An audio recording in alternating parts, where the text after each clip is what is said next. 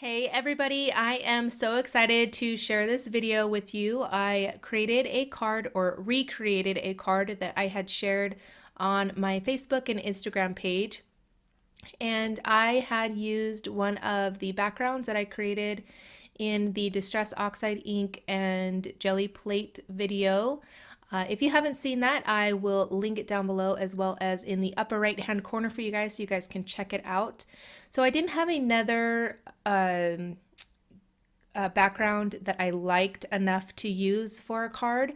So I am just using the Evergreen Bough and old paper. I opted out of using the black soot as of now. I will ink the edges and darken them up after I trim it and all of that sort of thing. But I liked how the Evergreen Bough and old paper just blended so nicely together, and the big brayer works so wonderful. I am so glad that I got it and I purchased it because it helps tremendously.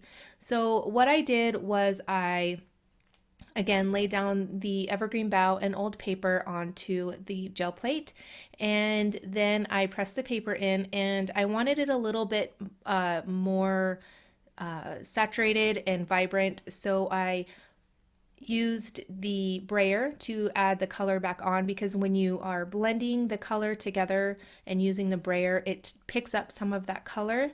So I made sure to use it the same way as I did in the first time, and it lays down the color again onto the gel plate, and that way I can get a second pull of color. And it was really nice to intensify that color a little bit. All right, so I am now taking the black soot and just inking up the edges. I'm using the Pink and Main Ergonomical blending tool, which is amazing. I will definitely have a link to this tool and all of the other supplies I am using in the description box down below. I would also love it if you guys could let me know what your favorite Distress Oxide ink color combinations are. I am working on my second Distress Oxide ink and gel plate video, and I would love more color combinations. All right, so I am using the Dress My Craft Easy Cuts mini super cute die cut machine. It is so convenient to have just in arm's reach when I just need that little cut, that little die cut for my project. And I used the Stamp Market Scripty Hey Die. I cut it out with some foam and some black cardstock. And then I am now stamping out a sentiment from the Reverse Confetti OMG stamp set. And it says, "You're freaking amazing," which is so cute, I think. And I am embossing it with some super fine white embossing powder from Ranger. And now I'm taking my Tonic Studios trimmer. I'm not going to try to say that word. Well, here I go. Guillotine. There's some people that laugh at me every single time I try and say that. Anyways, the trimmer, and cutting down my panel here. I am now flicking on some water so that I can get some of that oxide effect that you get with the oxide inks, just to give this card a little bit more of a mixed media feel, give it a little bit more depth and interest. And then I am picking up some of that water and ink with my paper towel. I now placed my panel in my stamp platform, which over time I've realized that is no longer available anywhere. So I do apologize for using this, but it's what I like, so I am going to continue to use it.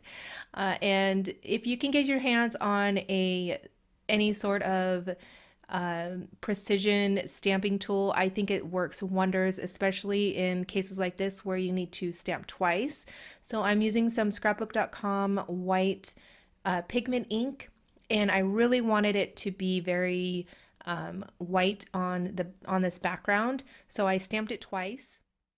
I'm now taking the Gina K Designs Connect glue, and I am going to be gluing the cardstock to the foam.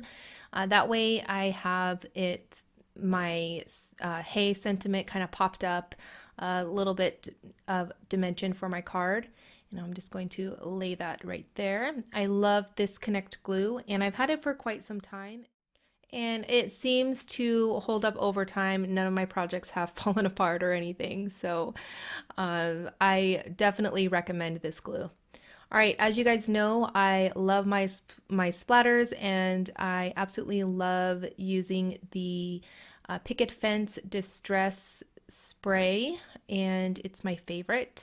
So I will just splatter till my heart's desire. And on this particular project, because I am using the Oxide ink, some of it does kind of soak in and it looks more like water spots rather than white splatters. So that's why I kind of went a little bit overboard, because some of them will just kind of mix in with the background and you won't even be able to see all of them. All right, so I did add some foam behind that first card panel just to kind of pop up the card a little bit. And I laid down the Hey. I had put glue on the back a little bit earlier. And now I am going to add the sentiment there, which I did pop up on the ends with some foam so that it kind of lays flat. And now I am going to add some Nouveau drops. And I didn't want to add Nouveau drops, but I had smeared some black onto my card, so I was kind of just covering it up a little bit, so I didn't have to start all over. And that bone folder is new from Dress My Craft. It is the Mega bone folder. It is absolutely amazing. I absolutely love all of their bone folders. But that is going to be it for this video. I hope you guys enjoyed. If you did, please give this video a thumbs up. Also, leave me a comment down below letting me know what your favorite color combinations are. And I hope that you subscribe if you are new to my channel. And I want to thank you guys again for watching, and I will catch you guys later.